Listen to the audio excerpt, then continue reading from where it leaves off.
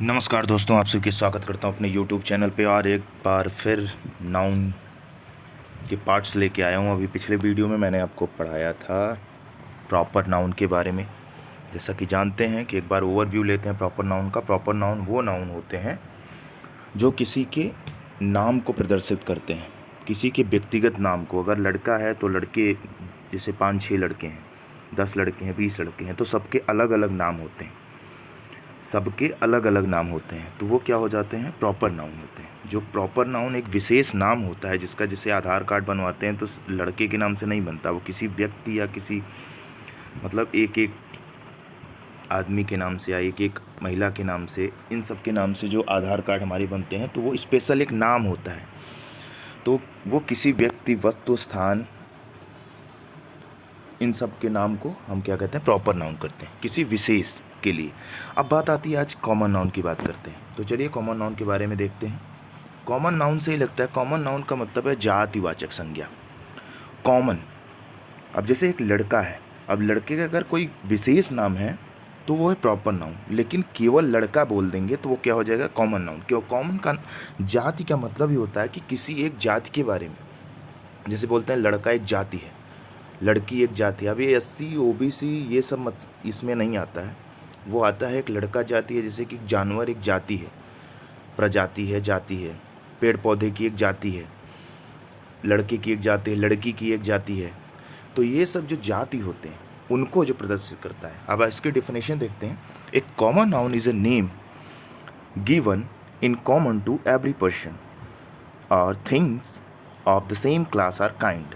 देखिए यहाँ पे बताया इन्होंने, कॉमन नाउन वह होता है जिससे किसी विशेष वस्तु, व्यक्ति या स्थान का बोध नहीं होता है, बल्कि उस जाति की प्रत्येक वस्तु का बोध होता है। अब जैसे जाति में देखिए गर्ल, गर्ल क्या है, अब गर्ल कोई भी हो सकता है। गर्ल में शीला भी हो सकती है, गर्ल में सीता जी हो सकती हैं, गीता हो सकती है, गर्ल में मोहिनी हो सकती है, कोई भी हो सकता है। लेकिन अब पूरे गर्ल की बात हो रही है। अब जैसे कि 10 लड़कियां खड़ी हैं तो क्या है, गर्ल्स हैं या गर्ल है। लेकिन अगर उसमें से स्पेशल किसी लड़की का नाम लेके बुलाया जाए तो वो तो प्रॉपर नाउन हो गया। लेकिन अगर पूरी लड़की की बात हो रही है तो गर्ल है। जैसे बॉय में बॉय, कंट्री में पूरे देश हो गए। अब वर्ल्ड में 198 देश हैं, कभी 200 देश हो जाते हैं, तो बढ़ते घटते रहते हैं। तो उन कंट्रियों का जब स्पेशल कोई नाम होगा, जैसे कि एशिया में इतनी कंट्री के बाद एक है इंडिया।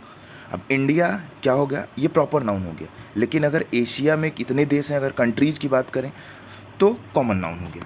रिवर, नदियाँ कई है, नदियाँ कई हैं, गंगा, यमुना, सरस्वती। अब गंगा अलग है, वो प्रॉपर है। यमुना यमुना प्रॉपर है, सरस्वती प्रॉपर है, गोदावरी, कृष्णा, ये सब प्रॉपर नाउन है। लेकिन अगर केवल नदियों की बात की जाए कि वहाँ से नदी बह रही है, अब कौन सी नदी बह रही है उसका स्पेशल नाम नहीं है तो वो कॉमन नाउन है।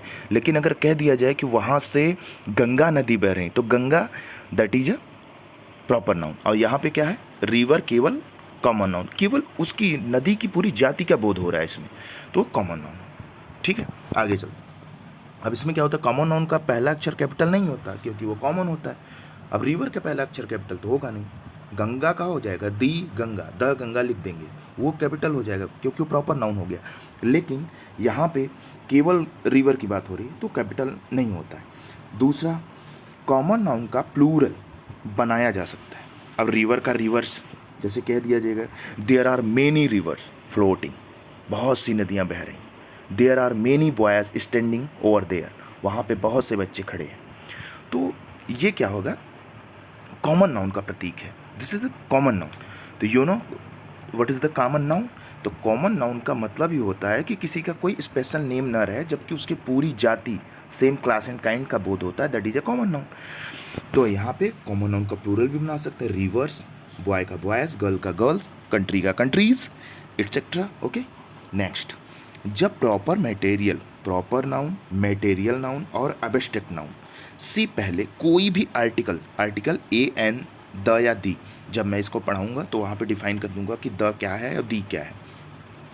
द का प्रयोग हुआ हो या यह बहुवचन में प्रयुक्त हो तो इनको कॉमन नाउन समझा जाता है। देखिए कहाँ कहाँ, ध्यान से एक बार, वंस अगेन, जब प्रॉपर मतलब प्रॉपर नाउन हो, मैटेरियल नाउन हो जिसे धातुवाचक संज्ञा कहते हैं, जिसे व्यक्तिवाचक संज्ञा कहते हैं, और अब्स्ट्रैक्ट जिसको भाववाचक संज्ञा कहते हैं। इनसे पहले अगर कोई आर्टिकल प्रयुक्त होता है या यह तीनों बहुवचन में प्रयुक्त हों, बहुवचन में प्लूरल फॉर्म में अगर प्रयुक्त होते हों, तो इनको क्या समझा जाता है? Common noun. जैसे एग्जाम्पल देखिए, एग्जाम्पल, ये सब एग्जाम के पॉइंट ऑफ व्यू से भी है, तो इसलिए इसको थोड़ा ध्यान से देखिएगा। Shakespeare, Shakespeare is the greatest ड्रामिस्ट of England. देखिए शेक्सपियर एक बहुत बड़े ड्रामिस्ट थे, 11th की बुक में आपको मिल जाएंगे, 11th-12th की बुक में इसमें इनको पढ़ाए जाते हैं यूपी बोर्ड में। तो शेक्सपियर जो थे वो बहुत बड़े ड्रामिस्ट थे। कहाँ के थे वो? इंग्लैंड। तो ये क्या है? प्रॉपर नाउन है, क्योंकि शेक्सपियर एक नाम हो गया तो यहाँ पे प्रॉपर नाउन है। लेकिन अगर इनको किसी की उपमा दे के यूज की जा रही है, जैसे Kalidas is the Shakespeare of India, तो कालिदास भी एक तरीके से भारत के शेक्सपियर माने जाते हैं, तो यहाँ पे शेक्सपियर की उपमा कालिदास के ऊपर बनाया जा रहा है, तो ये क्या हो जाए? Common noun. क्योंकि यहाँ पे बोला गया ए एंड द, तो यहाँ पे द आ गया, तो जो दो आ गया तो यहाँ पे अब शेक्सपियर क्या हो जाएगा? कॉमन नाउन हो जाएगा, क्योंकि इससे पहले आर्टिकल आ गया। एक एग्जाम्पल हुआ। दूसरे एग्जाम्पल में India is full of nature beauty, India is full of nature beauty, यहाँ पे क्या है? ब्यूटी क्या है? अब्स्ट्रैक्ट नाउन है, क्योंकि इसमें भाव है, सुंदरता। ब्यूटी मतलब सुंदरता, ब्यूटीफुल मतलब सुंदर, लेकिन ब्यूटी मतलब सुंदरता। तो इंडिया क्या है? फुल ब्यूटी है, बहुत सुंदर जगह है इंडिया। लेकिन अगर जब ये कॉमन नाउन कब हो जाएगा? India is the full of the beauties of nature. अब ब्यूटीज आ गया यहाँ पे, देखो ये प्लूरल हो गया, प्लूरल हो गया तो ब्यूटीज ऑफ नेचर, यहाँ पे क्या हो गया? कॉमन नाउन हो गया, यहाँ द भी लग गया। अगली बार आती है तीसरा, फिश इज गुड फूड। देखिए यहाँ पे फिश प्रजाति की बात नहीं है, फिश एक फूड की बात हो रही है, फिश एक मछली जो जब खाना बन जाता है इसका, तो फिश इज गुड फूड। तो ये मटेरियल नाउन है, फूड जो है पदार्थ जो है, द्रव्य, जिसको द्रव्यवाचक संज्ञा आप कहते हैं, धातुवाचक संज्ञा कहते हैं, तो ये क्या हो गया? ये फूड हो गया, तो ये मटेरियल नाउन है। लेकिन जब अगर कह दें कि फिशेस लिव इन वाटर, अब जहाँ पे पूरी फिशेस की बात हो गई, तो ये क्या हो गया? कॉमन नाउन हो गया। ये क्या हो गया? Common noun. यहाँ तक समझ में आ गया आपको? अगली बारी आती, देखिए कोई भी एग्ज़ाम होता है ना, अभी मैं इसको पढ़ा रहा हूँ, जब धीरे धीरे सारी सीरीज़ें जब मैं पढ़ा लूँगा तब आपको समझ में आएगा कि हाँ कितना इजी है ग्रामर। लेकिन हाँ धीरे धीरे इसमें आपको प्रैक्टिस करनी पड़ेगी। अब अगली बारी आती, रूल नंबर 4, जब किसी प्रॉपर नाउन में व्यक्ति अथवा वस्तुओं की एक क्लास का बोध हो तो कॉमन नाउन समझा जाता है।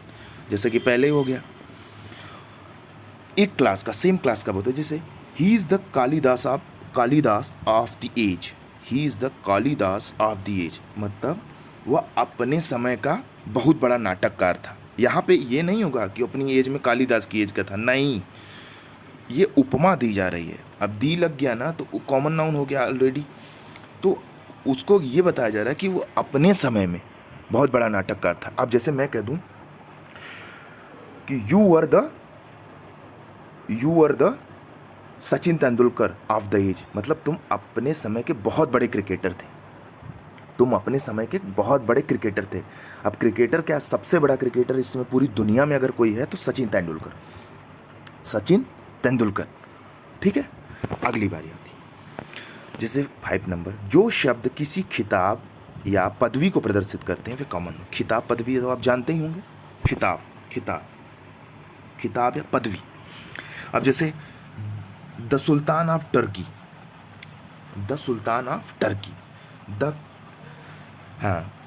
केजार of Russia, the maharaja of India.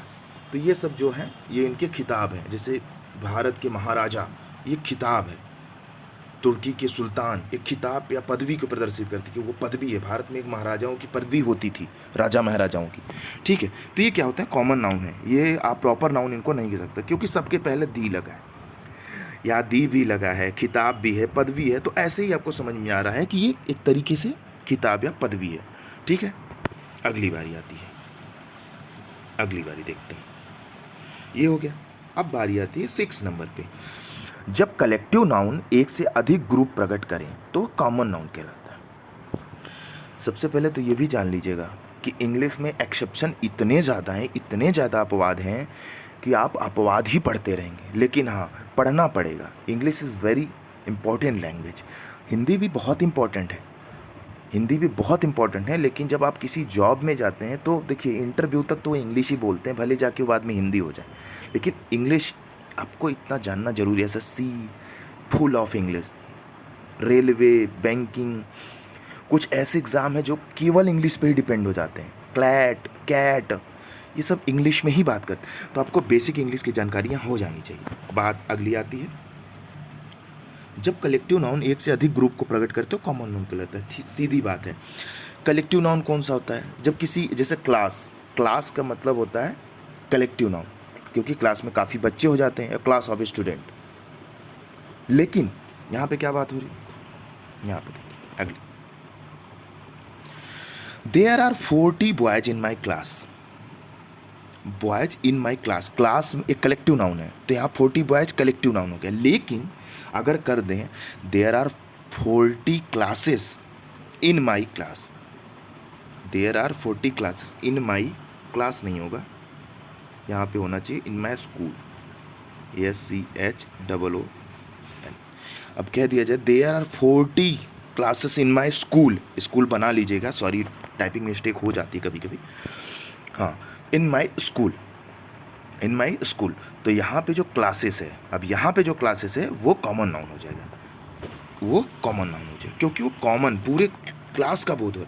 देखिए कॉमन नाउन को समझना एकदम आसान है। क्या है कि जब किसी चीज़ को कॉमन रूप में यूज कर लिया जाए, कॉमन, क्लासेस, क्लासेस का मतलब ढेर सारी क्लासेस, ढेर सारी का, फैमिली, फैमिली तो हो गया एक कलेक्टिव नाउन, क्योंकि एक पूरा फैमिली जिसमें कई लोग रहते हो।